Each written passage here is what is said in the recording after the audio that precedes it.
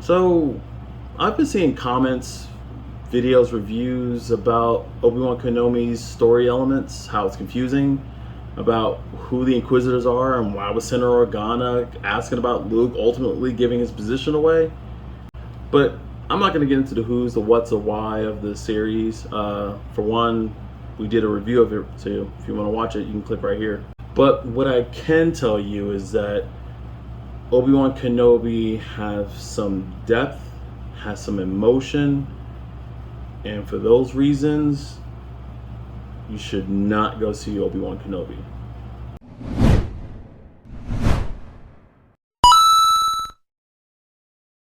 Now, I know I said to not see Obi-Wan Kenobi, but what I meant to say was don't go see Obi-Wan Kenobi unless you watch the prequel trilogy and Star Wars Rebels. What? Now, I know, it can be a bit of an undertaking. I mean, you kind of have to go back and watch the last 3 prequel trilogy movies on top of watching several seasons of Star Wars Rebels. I get it. But there's a good reason why. Now, for one, and this is the most obvious, but it gives you a refresher. It allows you to refresh your experiences with getting to know the characters and watching them develop. Now, sure, the prequel trilogies definitely had some plot hole issues, some dialogue issues, some very weak performances, but the story arc is pretty solid. There were many, small, very small details about Obi-Wan Kenobi that would have actually elevated your experience with the show if you actually gone back and watched those. Obi-Wan Kenobi didn't just have little Easter eggs. I mean, it had story details and plot details that I felt heavily called back to the prequel trilogy and the animated series, and that would have made some of the story elements that people have been confused about, that may have been a little hazy, much more focused and clear.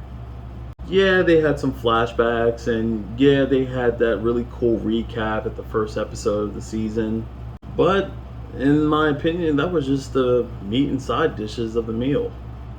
And what I mean by that is going back and watching those, that's the seasoning. That gives Obi-Wan Kenobi its glorious taste and flavor. Star Wars Rebels filled in the gaps in parts of the story that took place after the movie. I mean, you got the introduction of the Inquisitors, the whereabouts of hidden Jedi, the visual similarities between both the show and the animated series. I mean, come on. I mean, without those revisits, in my opinion, watching Obi-Wan Kenobi is like basically watching a basic, decent Star Wars film. And the second reason is because of a possible season 2. Now, she who shall not be named actually recently took to social media and stated that Obi-Wan Kenobi was just supposed to be a limited series, and that if the fans wanted it, season 2 was not out of the realm of possibility. Now, my money is that season 2 is going to happen, and if that does happen, I'm going to predict that they're probably going to bring in maybe Starkiller, Darth Maul, and maybe even Ezra. There is so much that they can do with being able to bring in the prequel trilogy and Star Wars Rebels characters into Obi-Wan Kenobi that if you haven't watched those, Well, then you are lost! well, that's my time, guys. Thank you so much for watching. Oh, and put in the comments below who your favorite Star Wars character is, because I'm kind of curious. And while you're down there, make sure you hit that like and subscribe. Notification bell's there for you too. But I'm out. Peace.